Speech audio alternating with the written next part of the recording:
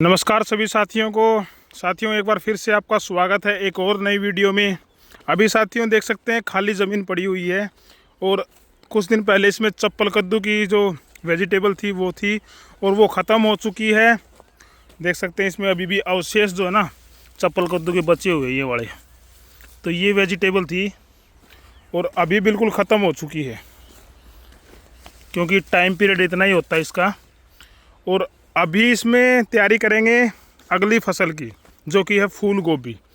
लेकिन जो फसल अभी ख़त्म हो चुकी है और आगे जो फसल इसमें लगाने वाले हैं उसका जो बीच का गैप होता है ना, उस समय क्या होता है ज़मीन को हीलिंग पीरियड बोला जाता है और उसको शुद्ध हिंदी में बोला जाता है ज़मीन को परती छोड़ना। अब मान लो इसमें सब्जी थी, प्लांट लगे हुए थे ज़मीन के अंदर, तो इसमें जो पोषक तत्व थे वो सारे वेजिटेबल को मिल रहे थे, जो घास फूस खरपतवार इसमें खड़ी हुई थी उसको मिल रहे थे। तो अगली फसल लगाने से पहले 1-2 महीने इसको ऐसे ही छोड़ना पड़ता है। जैसे ट्रैक्टर से हमने इसकी जुताई कर दी है, 15 दिन बाद फिर जुताई फिर कर देंगे, 10 दिन के बाद जुताई फिर कर देंगे।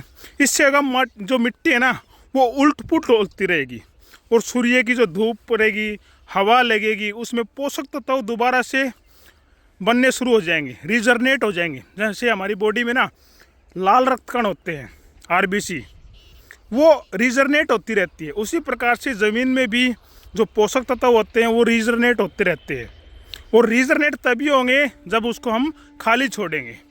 अभी मान सकते हैं जैसे हमारी बॉडी में कोई भी दिक्कत आ जाती है तो हमें उस मशीनरी को रिलैक्स देना होता है।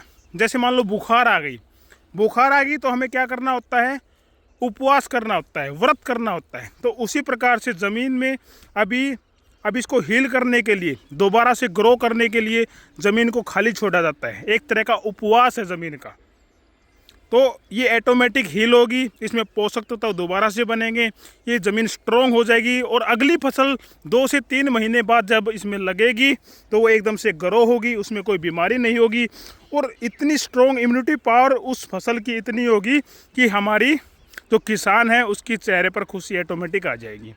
अगर कई किसान इसमें पता है क्या करते हैं, अभी चप्पल कद्दू की ये वेजिटेबल थी ख़त्म हो गई, तुरंत बाद इसको जुताई करके इसमें ककड़ी लगा दी। मान लो ककड़ी की खेती बहुत छोटी होती है, 1-1.5 महीने की होती है। वे सोचते हैं कि जब चप्पल कद्दू की ख़त्म होने के बाद गोभी लगाएंगे और गोभी लगाने से पहले जो 1.5-2 महीने का गैप बचता है ना उसमें ककड़ी की फसल ले ले। तो किसान साथी बहुत ही बड़ी गलती करते हैं, उसमें ककड़ी की फसल ना लेकर के ज़मीन को इस प्रकार से परती छोड़ देना चाहिए, खाली छोड़ देना चाहिए। एक कहने का मतलब कि उपवास ज़मीन को करने देना चाहिए, जिससे इसके जो पोषक तत्व है, मिनरल्स है, इसके अंदर जो भी आयरन है, कैल्शियम है, फास्फोरस है, जितने भी इसमें पोषक तत्व है वो हील होने देना चाहिए। और जब अगली फसल लगाएंगे तो एकदम से चमक भी मिलेगी और बहुत ही बेहतरीन उसमें पैदावार भी होगी। तो साथियों ज़मीन को थोड़ी देर 1-1.5 महीने साल में खाली ज़रूर छोड़े, जिससे ज़मीन की उपजाऊपन है ना वो कंटिन्यू निरंतर बना रहे, वरना ज़मीन हमारी बंजर हो जाएगी, ज़मीन बिल्कुल हल्की हो जाएगी। तो आप इस बात का ध्यान ज़रूर रखें और आप भी ऐसा अपने खेत में ज़रूर करें और इस वीडियो को ज़्यादा से ज़्यादा शेयर कीजिए। नमस्कार, जय जवान जय किसान।